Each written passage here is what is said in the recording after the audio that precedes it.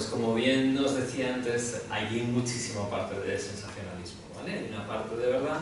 De hecho, los de la Fox fueron a ver a Paul Ekman diciéndole: tenemos este proyecto, queremos que participe con nosotros. Paul Ekman dijo: temas de televisión y de series me parece lo menos riguroso que existe, así que no contéis conmigo.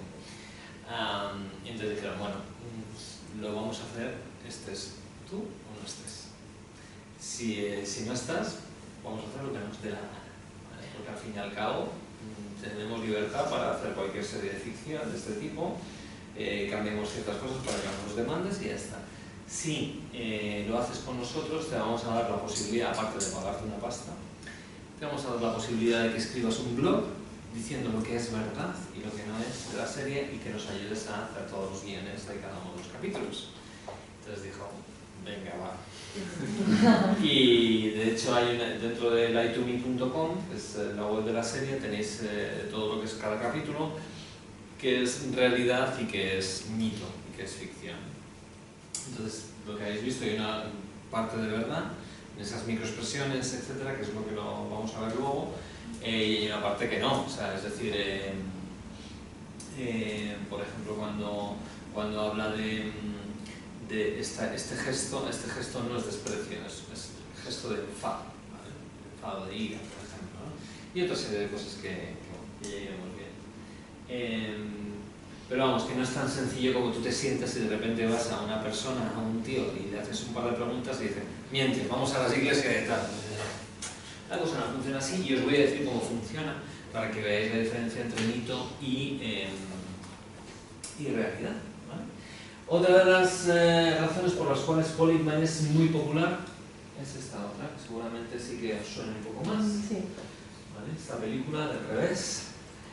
Consultor científico del guión, señor Paul Ekman, que además trabaja con Pixar en todas las películas que hace para ver los gestos de todos sus personajes, ¿vale? O sea que en ese sentido, pues también aquí veis a 5 personajes. En realidad cada uno representa lo que serían las emociones universales. Cuando hablamos de universales es porque todo el mundo las tiene y todo el mundo las expresa de una forma similar, por no decir igual, ¿no? Entonces aquí tenéis a la señorita de asco, esta es el miedo, no, perdón, tristeza, este es el enfado, este es el miedo y esta es alegría. Y aquí nos faltarían 2 más para completar las emociones universales. ¿Alguien me dice cuáles? Faltarían desprecio, punto de desprecio, y sorpresa. Que cuando él ha tirado la taza contra eso no es sorpresa, eso es una señal de susto, ¿vale? De susto, pero no es sorpresa. La sorpresa es como: wow. Otro es como que si haces un ruido fuerte te proteges, pero no es sorpresa, ¿no? Aquí tenéis la foto del señor Paul Ekman con 80 años, ahora mismo tiene 84 y ya está retirado. Y como bien decía también en la serie, un científico pirado que se ha ido a Papúa Nueva Guinea para estudiar las tribus indígenas, para saber exactamente cuáles eran sus rostros y sus gestos. Bueno, esto es verdad. El señor Paul Ekman, a sus 84 años, tiene ya, bueno, tiene, aparte de todo lo que os he dicho, 15 libros escritos, cientos de tesis doctorales, estudios, etc.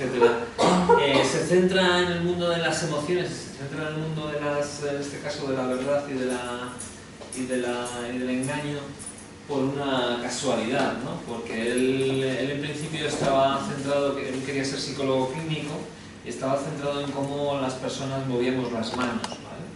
Pero resulta que él iba a hacer una tesis y en su universidad, en la Universidad de California, le dicen que tienen dinero para poder desarrollar una investigación, porque en ese momento se pensaba, en el año 1956-57, que las emociones no eran universales, sino que dependían de cada cultura. ¿Por qué? Porque había unas personas en Estados Unidos que eran filipinos o japoneses o orientales que no mostraban emociones. O sea, de repente había les regalaban unas entradas y decían: ah, gracias, pero no mostraban emociones, ¿no? Decían, que las emociones son culturales, ¿no? No dependen de... O sea, en Estados Unidos la gente utiliza la alegría o expresa la alegría de forma distinta que en otros sitios, en Japón. Entonces le dijeron, investiga. Entonces estuvo investigando en muchísimos países, distintos países, primero occidentales, Europa, Estados Unidos, y vio que era todo igual. Dijo, bueno, pues esto debe ser pues, por la civilización que todos tenemos, compartimos revistas, información, todo esto, no había internet en aquel entonces, pero había otras cosas, películas que hacían que la cultura, vale, pues nos vamos a ir a otros países más orientales. Se dio cuenta que en público las personas no expresaban sus emociones, no se observaban, es decir, les ponían una película de risa o les ponían una película de miedo y se quedaban totalmente neutros, ¿vale? Sin embargo, cuando les dejabas solos, se morían de risa, se morían de miedo también cuando les enseñabas todo eso. Con lo cual, hay culturas que no expresan cuando están en público, pero sí lo expresan en privado. Es una cuestión cultural eso. Pero la emoción se expresa exactamente igual en todos los sitios. Dijo, ¿y dónde miro ahora? Y se fue a un lugar donde había tribus que jamás habían tenido contacto con la civilización, con lo que eran las, pues la parte occidental, la parte oriental. Entonces fue a Papúa Nueva Guinea, que ahí había tribus que incluso practicaban el canibalismo, de hecho. No por una cuestión de que eran salvajes, sino para, pues, por temas religiosos y todo esto, ¿no? Entonces fue para allá y estuvo investigando con ellos y se dio cuenta que exactamente lo mismo expresaban las emociones de la misma forma que los occidentales. Incluso se dio cuenta que hasta los propios ciegos de nacimiento, cuando tenían una emoción de alegría, sonreían, cuando estaban tristes, ponían el gesto triste, etc. Entonces, al final se dio cuenta, al principio, que él iba a hacer esta investigación para saber si realmente las emociones dependían de la cultura, pues se dio cuenta que era lo contrario, que no, que eran universales. Y además había 7 emociones universales, al principio fueron 6, luego se añadió el desprecio. Y esto fue clave, luego a la hora de ir observando con detalle todas estas emociones, se dio cuenta que aunque tú intentes esconder estas emociones, hay puntos momentáneos que se te escapan. Las ofreces, el subconsciente las enseña, ¿vale? A través de los 5 canales que podemos observar: el rostro, el no verbal, el corporal, el de la voz, el tono de voz, el estilo de voz y además también el texto, es decir, el contenido verbal. Esos 5 canales te van a enseñar cómo realmente puedes pillar lo que llamaríamos fugas. ¿Cuándo se produce una fuga?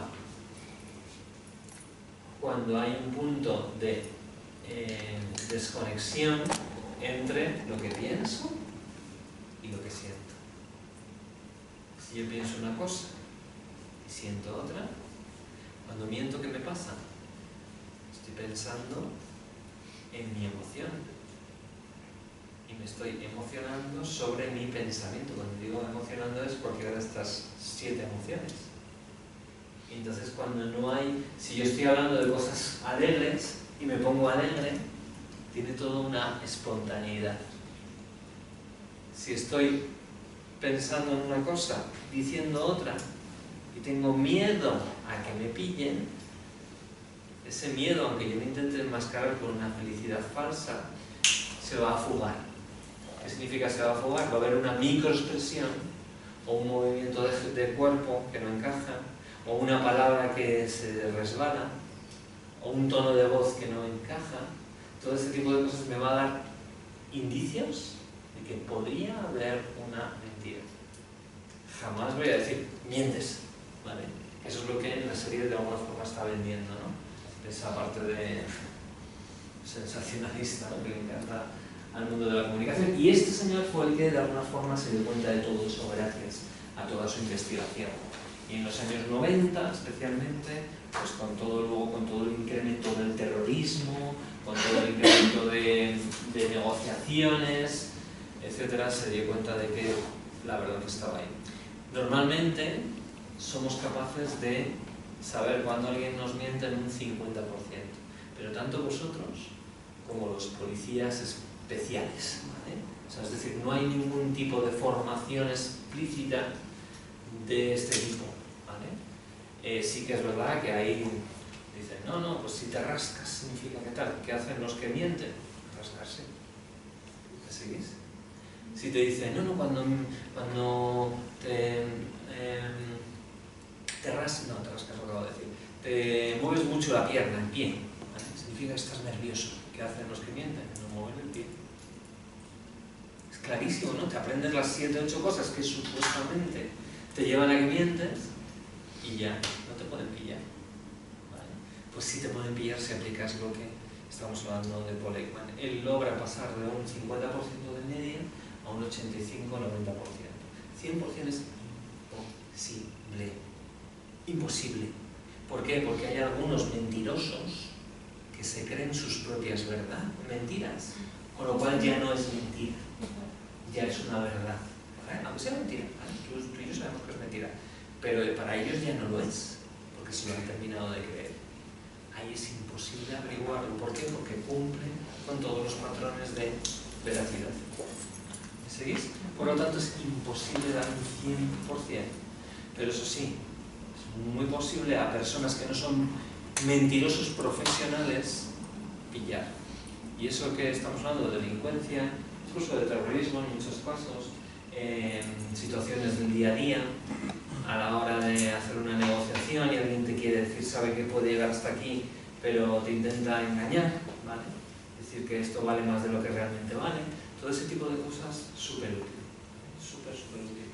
Incluso en una empresa, cuando quieres contratar a alguien, cuando eres vendedor, cuando eres comprador, cuando eres muchas cosas. Es decir, todo este mundo de Paul Ekman es súper útil y además de científico, ¿vale? Porque sí que os vais a encontrar en el mundo de, sobre todo si bicheáis por internet, muchísimo vendemotos, muchísimo vendemotos, ¿vale? Mucho.